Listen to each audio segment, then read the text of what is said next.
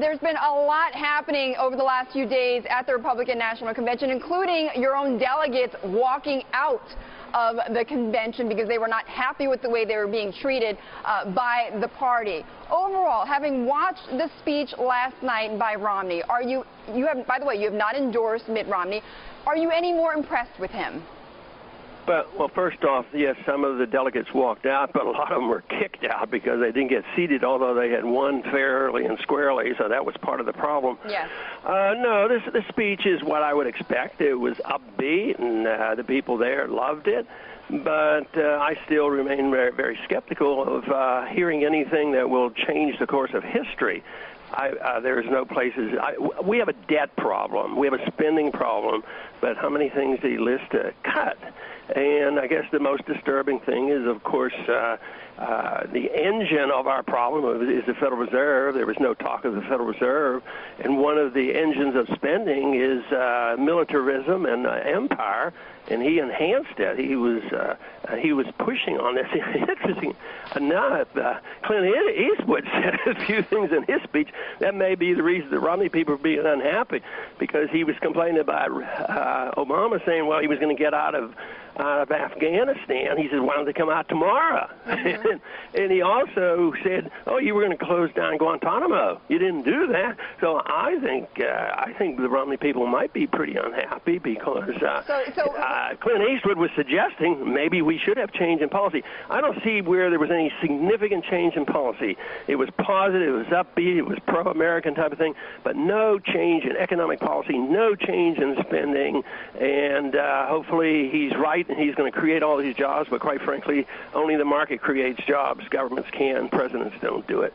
So, Congressman, what would get your endorsement then? What you're saying is that you want to hear more specific plans about cuts in spending, which you said you didn't hear, but also you want to hear more about what he would want to do with the Fed. Now, Mitt Romney has said, though, that he supports various bills to audit a congressional audit of the Fed. He said he would not reappoint Ben Bernanke. That's not enough?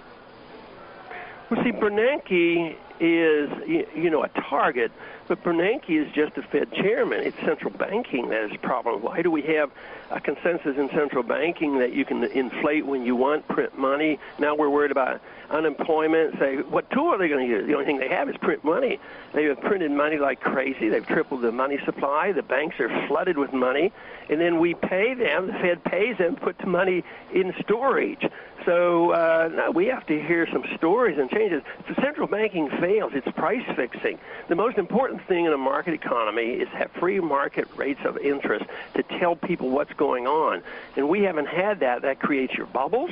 It creates the crisis. And then when you further fix the rate of interest, it prolongs the agony. So what you want is what you want to do is get rid of the Fed in fixing interest rates and manipulating the money supply and pretending that they are the super economic planners. As long as we have that concept, we're going to linger a long time because debt is the problem and nobody's willing to face up to it, and I certainly didn't hear that last night. Well, Congressman, let's get realistic, though. I mean, right now, it seems as if the economy or Americans can't depend on lawmakers, on Congress to fix the economy. There is gridlock going on in Washington, and the only game in town right now is Bernanke and the Fed. Oh, well, the Congress could do a whole lot. They could cut spending. They're the ones who spend the money. Presidents signed the bill. How is cutting spending going to create jobs? Well, you do. You want to return the money to the people. We slashed taxes and slashed money spending after World War II. Everybody says, oh, we're going back to the Depression, but the Depression finally ended when taxes went down 30% and spending went down probably 50%. By that time, a lot of the debt had been liquidated. It took 15 years to liquidate the debt. You got to get rid of the debt, and all we're doing is accumulating debt. And as long as you do that, the burden and interest rates will rise. They cannot prevent this. They will rise regardless of how much the Fed does. Once the perception is it's better to put money into material goods rather than park it in a Treasury bill and making less 1%. Right. So interest rates will rise, and this whole thing is going to come down. I think we're facing a crisis much, much bigger than we faced in 2008. Congressman, look. This, you said before, I believe you've been quoted, that this is your last run for the top office. Let me ask you this. As you are reflecting back on your campaign, are you unhappy with your party? Well, it's not my party. I don't like politics at all, and I think both parties are Keynesian economists, and both parties support the positions that I don't like. So the party, in many ways, is irrelevant. But as far as being pleased, I am super pleased on what's working, because my guess is, we got about 2 million votes, and our appeal right now is to independents and Democrats. So we have double that number. And these people want their freedom. They want some money. They want to bring the troops home. They want the wars to end. They want the spending to quit. Right. And that's where I'm so encouraged. A whole generation of young people are so excited about this. Okay. And they know what they're getting. And all the talk, they don't believe any of this because they've heard it for too long.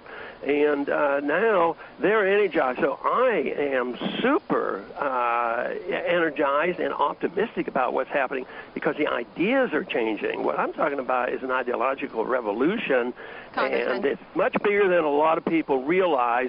But this system that we have today, the Keynesian economic system and this welfare system, as well as the empire, it's ending, and people have to realize it. All right.